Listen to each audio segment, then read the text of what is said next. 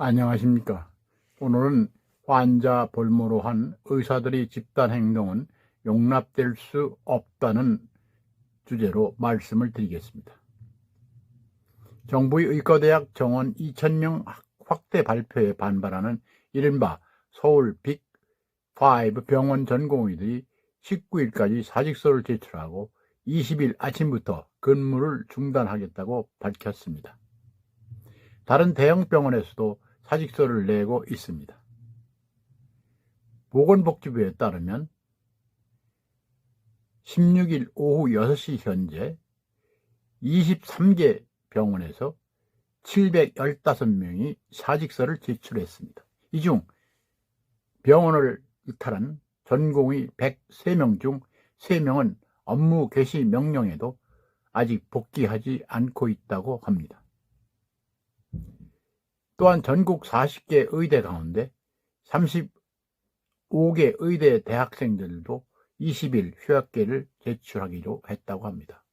한편 대한의사협회도 조만간 회원 투표를 통해 파업 여부를 결정할 방침인 것으로 알려졌습니다. 의사계가 일사불란하게 움직이는 것 같아 어떤 보이지 않는 손이 작용하는 것은 아닌지 걱정이 앞섭니다. 현재 대형 병원에서 핵심 역할을 하는 전공의들이 한꺼번에 병원을 떠나면 의료 공백은 불가피할 것입니다. 벌써부터 빅5 병원에서는 진료의 차질을 빚어고 있습니다.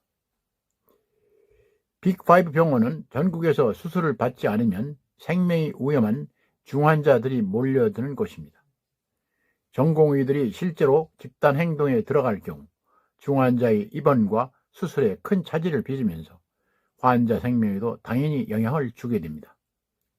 실제로 2020년에 의대 중원에 반대 전공의들이 집단 행동에 나섰을 당시 음독 환자와 심정지 환자가 치료할 병원을 찾다가 숨진 사례도 있습니다. 이런 상황에서 일반 의사들까지 파업에 가셔야 한다면 국민의 피해는 걷잡을 수 없이 늘어날 것입니다. 그렇다면 의사들이 주장대로 의사 증언이 필요 없는 것일까? 그렇지 않습니다. 보건복지부에 따르면 우리나라 의대 졸업생 수는 한의사를 포함해서 인구 10만 명당 7명으로 OECD 평균 14명이 절반에 불과합니다. 2025년에 입학생을 1000명 이상 증원해야 10년 후인 2035년부터 조금씩 문제가 해결되기 시작합니다. 늘어나는 인원을 지역 고등학교 출신으로 뽑는 등의 보완책을 병행한다면 문제 해결 속도는 더 빨라질 수 있습니다. 그렇다면 국민들의 의견은 어떤가? 한국갤럽 여론조사에 따르면 의대 정원 확대에 대한 국민 생각을 물었더니 긍정적인 점이 더 많다라는 답변이 76%에 달하고 부정적인 점이 더 많다는 겨우 16%였습니다.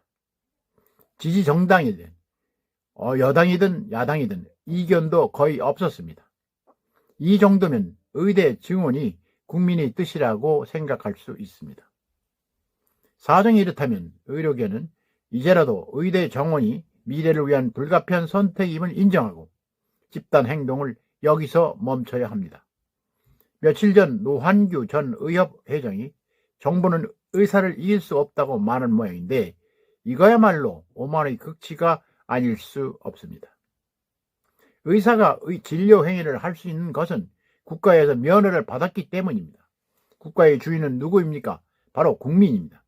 의료계가 불만이 있더라도 정부와의 논의를 거쳐서 대승적으로 참여해 건설적이고 실현 가능한 대안을 제시하는 게 마땅합니다. 그렇지 않고 지금처럼 무조건 반대한다면 국민적 공감을 얻을 수 없습니다. 지금 한국 의료는 갈수록 심각해지는 저출산과 고령화로 중대한 고비를 맞고 있습니다.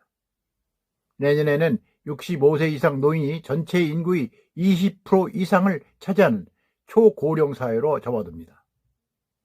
국가 차원에서 의료의 기본 틀을 새롭게 쌓아야 할 시점이라고 생각합니다. 특히 응급의학과라든가 소아 청소년과 등 필수 의료와 지방의료 시스템이 무너지고 있다는 경고에 의료계는 주목해야 합니다. 이런 문제는 단순히 의대 정원만 늘린다고 저절로 해결되진 않을 것입니다. 하지만 의대 정원 증원은 문제 해결이 필요 조건입니다. 의료계는 어떠한 경우라도 국민 건강을 볼모로 한 이기주의는 용납될 수 없다는 것을 명심해야 할 것입니다.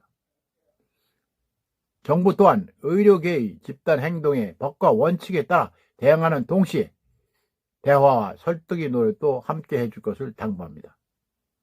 오늘은 여기까지입니다. 시청해주셔서 감사합니다.